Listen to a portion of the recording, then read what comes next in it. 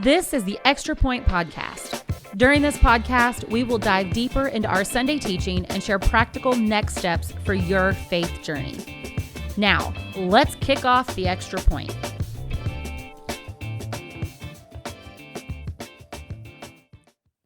Well, hello and welcome to the Extra Point.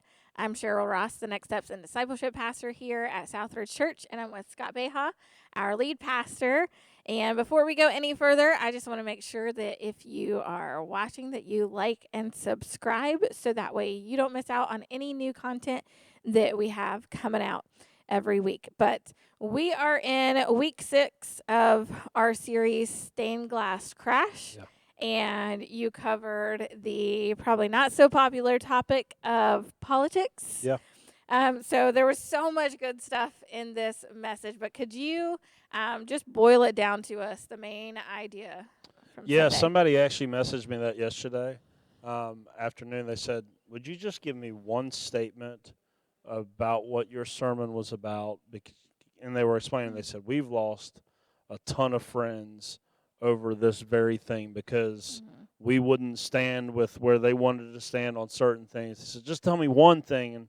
And so I thought, again, like you said, there was a lot in there. And I think the thing that was the most for me, like most to the heart of what I was getting at, was the statement about when the church is more focused on saving America than saving Americans, or fighting for the soul of the country rather than fighting for the souls of the people in the country, that's when they are most off track. I think that's where that's for me summarizes this sermon, because you could have left yesterday with the sense of like, well, maybe we shouldn't have anything to do with politics, and that's clearly not what I'm getting at, right? We have people in our church that work in politics.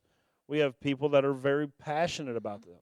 That's not the point whatsoever. Right. My point is, do what you do, right? If you're passionate about politics or you work in politics, that's fine. Yeah. But never let it get between you and someone that Jesus has called you to love. Yeah. That's the biggest thing. Don't freak out when things don't go your way, because all that does is undermine your faith. Again, like I use the analogy on Sunday of, people sitting up like just frantic on election night, like if we lose this, they're going to put all these people in the Supreme Court, and then our country is never going to be the same. And it's like, but none of that is bigger than God. And at the minute that you start worrying about that, you're saying that election is bigger than your God, which undermines your faith. So maybe we just all chill out a little bit, right? Like, it's not bigger than God, and it's not worth losing relationships over. And outside of that, man, if you vote, sure. If you want to support somebody, but never let it get in the way of somebody that you're called to love. Right? If you work in it, I'm not telling you to go and quit your job. And I mean, look, if the Lord calls you to it, that's between you and the Lord. I'm not saying that. I'm just saying we have made something that should be just yes, politics does matter in our life. I'm not saying that it doesn't. I'm just saying it does not matter more than the gospel. Yeah. And the church just got it so wrong. Yeah. In so many of those ways. Now, I do think, and when I say that, I'm talking about personal application for people outside of this building, right? When it comes to inside of this building, what I said at the end of the sermon is my heart. And I hope that doesn't upset people, because I'm not trying to be anti-American or unpatriotic, but the church, like when we gather together, it should have no overtones of any other kingdom other than Jesus's. Which is why we don't have an American flag in our church anywhere, because this is all about another kingdom. It's why we don't sing patriotic songs, which, like, the old hymn books actually had patriotic songs in them, which is, it's odd to me how again, we were talking about this in staff meeting this morning, that most people are ignorant of church history. And again, I think this is one of our downfalls. The church didn't get majorly corrupted until it got caught up with the nation of with Rome. So until it became mainstream, till it got mixed up between nation and religion and all of that, the church wasn't corrupt in those first 3 centuries. Right. And so, like, our downfall is we put flags in our churches and we start singing patriotic songs that are even in our hymn book, and it's like, guys, this is the problem. You were leading towards it all along, and then when all hell broke loose in 2016 and again in 2020, everyone's going like, well, I don't know how we got here. It's like, well, because you were walking the dog that way for the last couple hundred years, at least the last 200 years of the American church. You were walking it right towards there, not seeing how that was going to be your own folly to go down that path.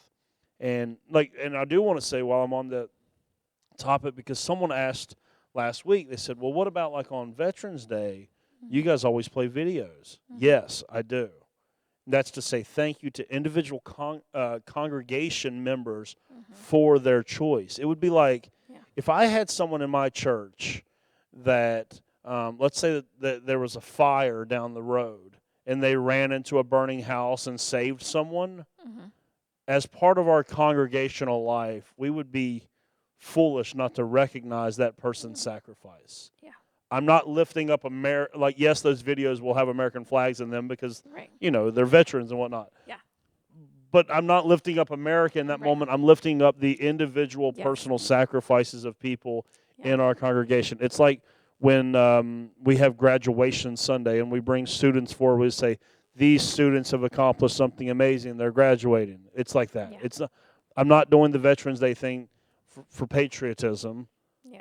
Even though I'm very proud of what those people have done for the country, we do that to lift up the individual sacrifices of what people have done. We have celebrated multiple times, like through social media in different ways. We have a senior here that has a college scholarship to play sports. We celebrate that because someone in our church did something amazing. Yeah. That's where the rubber meets the road with this. Like, we're not singing God Bless America on 4th of July at all. But on Veterans Day, I don't mind to say, man, praise God for these people who have done something courageous in their life. Those are not the same thing to me. Maybe it looks like I'm talking out of both sides of my mouth when I'm like, Veterans Day. But, like, no, 4th of July, we're not singing those songs or anything like that, because I just want us to make sure that when we come here, it's not about the country and it's not about the president. It's about God's kingdom and it's about King Jesus. Yeah. Those have to be completely separate. Yeah. And when we have to choose between our temporary kingdom and the eternal kingdom, we should choose the eternal kingdom every time. Yeah, that's good.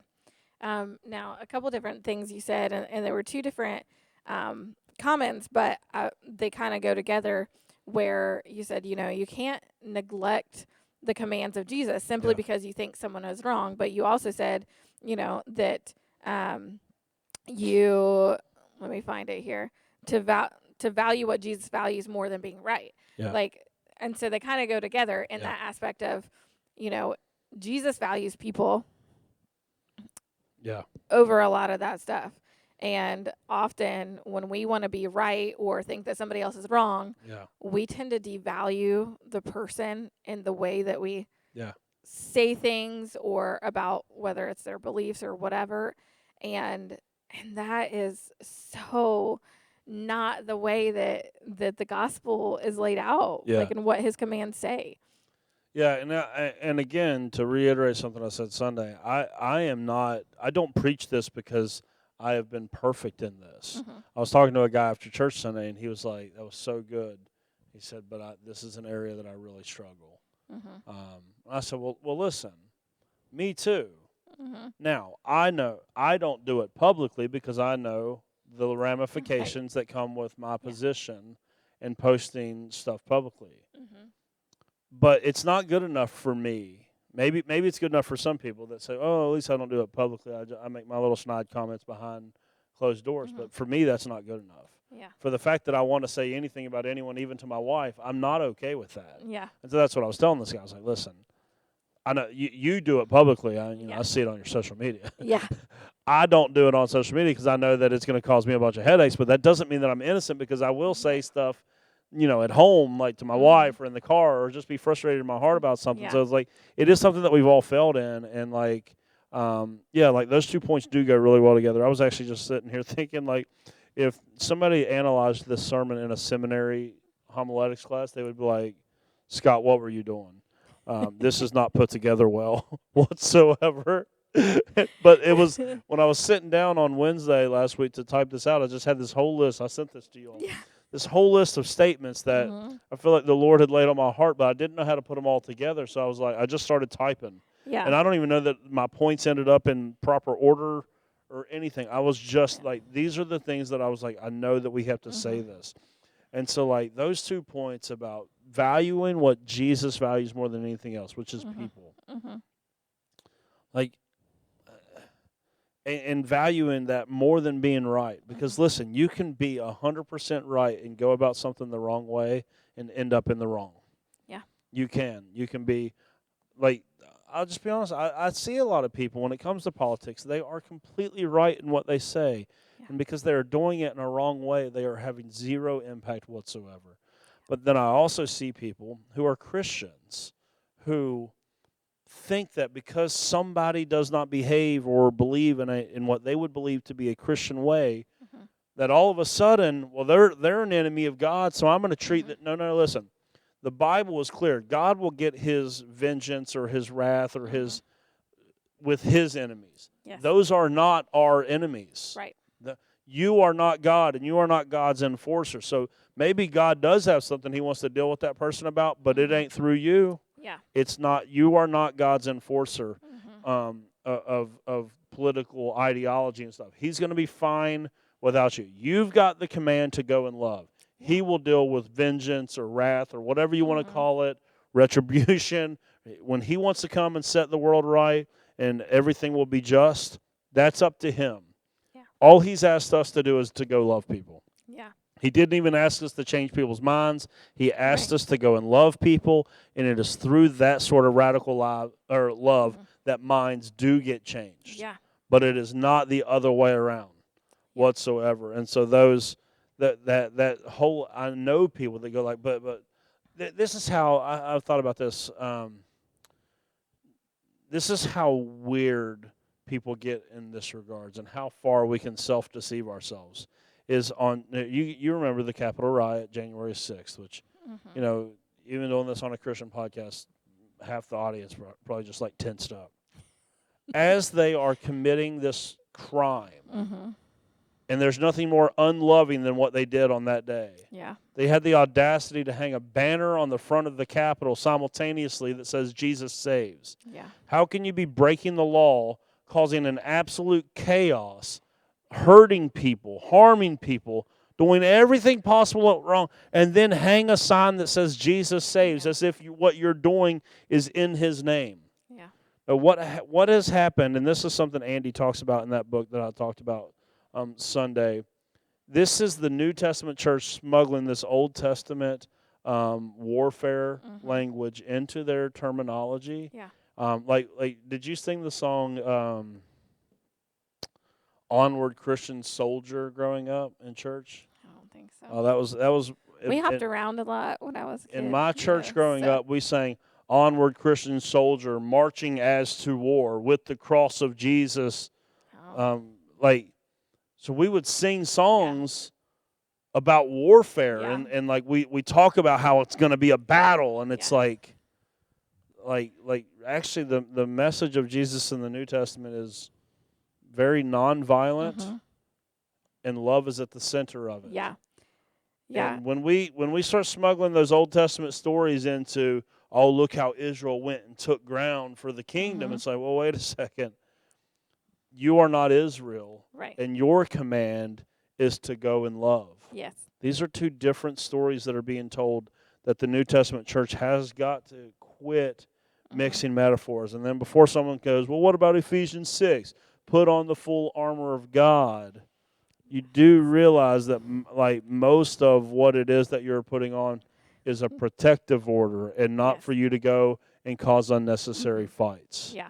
And we also learn if you want to go to Ephesians 6 to try to refute what I just said, that our battle is not against flesh and blood. Mm-hmm. So we're not gearing up for war against our neighbor. Right. It is against principalities of darkness. It's a spiritual war, yes. But we are not at war. The Republicans are not at war with the Democrats if you were a Christian, and vice versa. You are not at war with your neighbor who sees things different. So you got to stop pulling that old language into a new covenant that was literally the most clearest expression of this new kingdom was our King naked on a cross, showing the self-giving love of the Father. Yeah. And you think that his movement is all about winning and all about going and fighting battles? This is not at all a good picture. And this is why the church has gotten into such weirdness when it comes to politics and just our language in general. Yeah. Well, it was interesting because I taught the youth, the middle school and high school yesterday, and it was kind of interesting because we had some similar scriptures. We talked about some things, like I used a couple of your quotes as I taught them as well because and we were in the Sermon on the Mount talking about how, Jesus was flipping the whole idea of what they had taken Old Testament laws and were doing with it. So, instead of an eye for an eye, you've heard it said this way, but I'm saying this. And he took it this step further of, love your neighbor, hate your enemies. I say, love your enemies. And it's this whole idea of when we begin to go back to those Old Testament things, we're forgetting about what Jesus came to write, what he came to say about some of those things. And, well, the interesting thing about that passage is the Old Testament scriptures did not teach love your enemies or love your neighbor and hate your enemies. That was the commentary by the local rabbis. Where were you getting this from? Right. So again, they were even taking it outside of the scriptures to even come up with that. So Jesus is not just refuting Old Testament law; he's really refuting how the rabbis taught the Old Testament law. In nowhere in the scriptures does it say to hate your enemies. Right. And yet we've come up with this idea that it is perfectly acceptable. Yeah.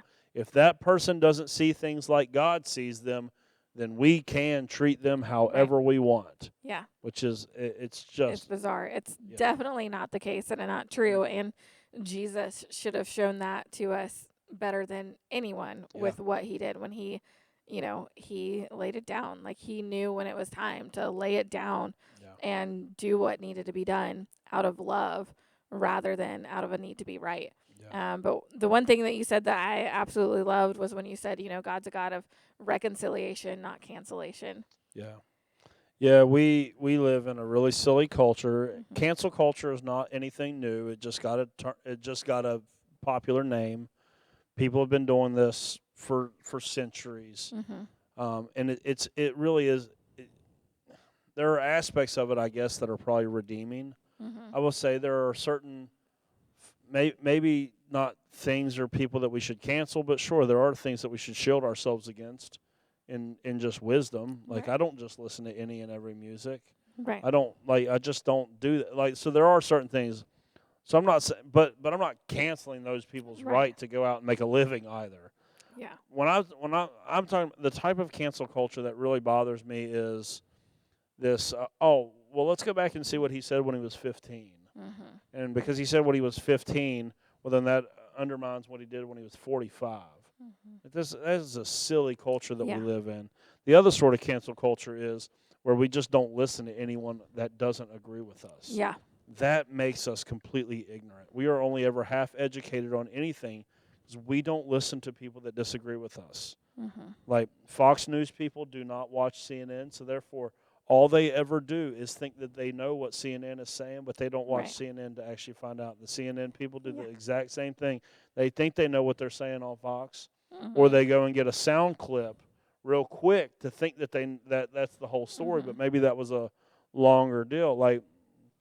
This just makes us totally ignorant of anything that we try to talk about, but it also flies in the face of the gospel. The gospel is all about reconciliation.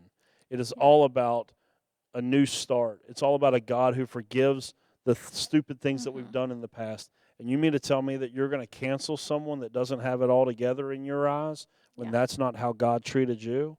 Yeah. Cancel culture is completely antithetical to the gospel. And as a Christian, first off, you should be wise enough to know that it's not the wise way to live life, because you will end up ignorant. And second off, you should also know it undermines your faith when you live that way. It literally, I think the quote, actually, I added to my notes late, so it's not online. But it literally cancels the very message that canceled my sin. Yeah. Like, Jesus didn't cancel me, so why is it that I would do someone else that way? Like, I was God's enemy. Yeah. 100%, and he didn't give up on me. So why would I give up on someone else? Yeah. Yeah, it's so true. And that's, that's part of what we were teaching the teens, is that, like, just because somebody did this to you doesn't mean that you do it back, you know. And this idea of, like, God showed us his kindness and mercy and grace, and so we should do the same. So there was a book that I read it was probably 2 elections ago or whatever, by Sarah Anderson, and it's called The Space Between. And I love this part from her book. She says, we live deeply fragmented and divided lives in times where our politics, party, religion, denomination, and theology are revered and almost idolized above everything else. Yeah. We hold them so tightly that we are willing to justify all kinds of bad behavior to elevate our way of thinking, believing, and voting for the sake of self-preservation and self-elevation. Yeah. And I thought, like, I was thinking about that as you spoke on Sunday, because I just thought, man, like, this is what we do. Like, because we use those things to justify this bad behavior. Yeah. It's all self-deception. I mean, yes. What just popped in my mind was, there was an era, I don't think it's happened recently, maybe it has, and I'm just ignorant of it. There was an era where Christians, or at least people who say that they're Christians, would bomb abortion clinics. Yeah. And you thought, I'm doing the Lord's work. Like, what? How did we get so self-deceived into thinking that we could go physically harm someone and cause the destruction of property in Jesus' name? That is bizarre to me. And that's what happens. It's like, well, but they're wrong, so I need to go no, that's not your marching orders. Your marching order is to love. And once you have loved well, then you can have meaningful conversations with people that might actually lead to change. Yeah. So if you think what you're hearing is some, like, really soft stance on everything, where it's like, oh, Scott doesn't think that we should speak truth anymore. No, you're not loving someone fully till you have told them the truth. Yes. But until you have loved someone fully, you do not have the right to tell them the truth. Yeah. That's the problem with our culture. You want to tell people the truth without loving them the way that you should. And then some people only ever want to love people, but they don't ever want to tell them the truth. This is also antithetical to the gospel, and it flies in the face of who Jesus was. John 1:14, Jesus came from the Father, full of grace and full of truth. Yes. So Jesus knew he had to love well, but at the same time, he would never withhold truth from those people.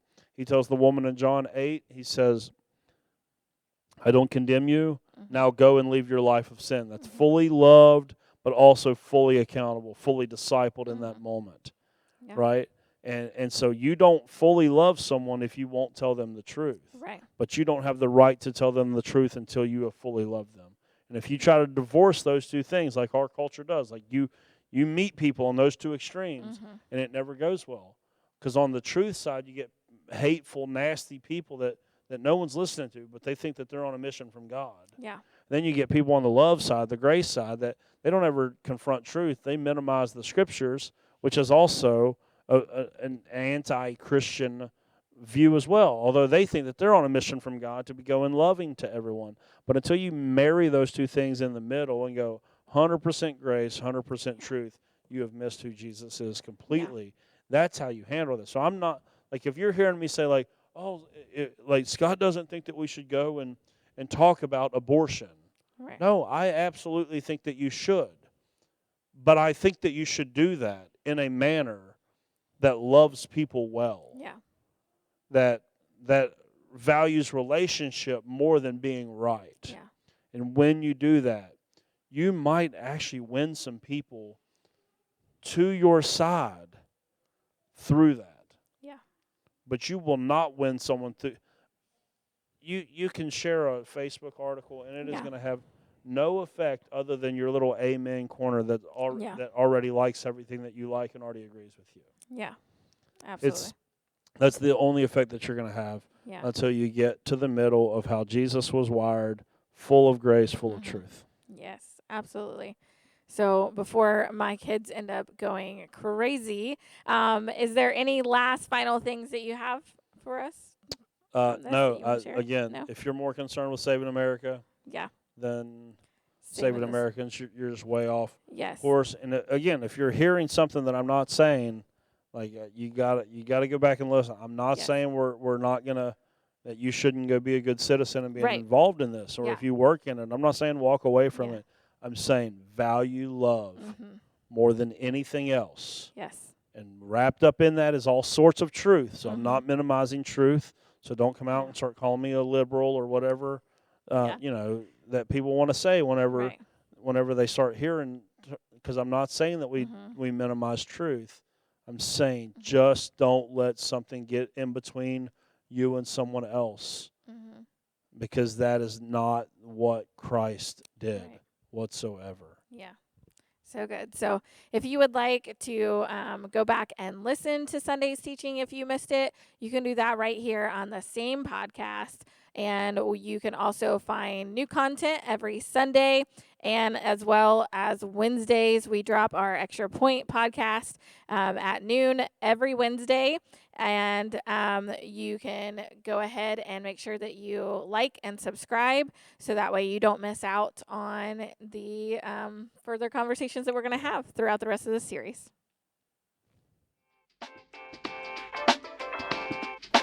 Thanks for tuning in to The Extra Point. Be sure to subscribe to the Southridge Church podcast and tune in every Wednesday for another episode of The Extra Point.